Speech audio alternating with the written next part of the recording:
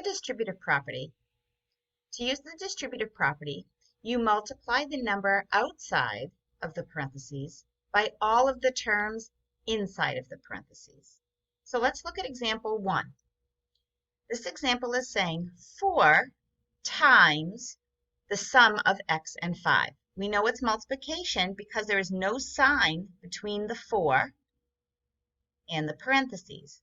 So we're going to multiply 4 times the x and then 4 times the 5. So 4 times x is 4x.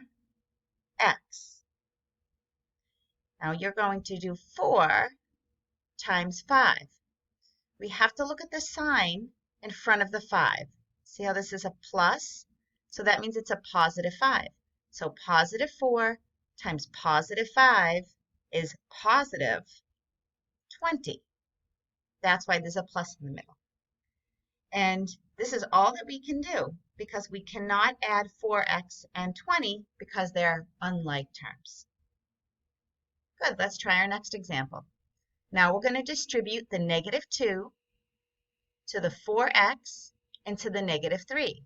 So we're going to multiply negative 2 times 4x. Let's do that first. So that's going to be a negative 8x.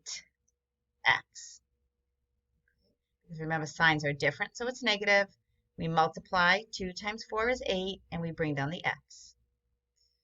Now we're going to do negative 2 times a negative 3. A negative times a negative is a positive, and 2 times 3 is 6.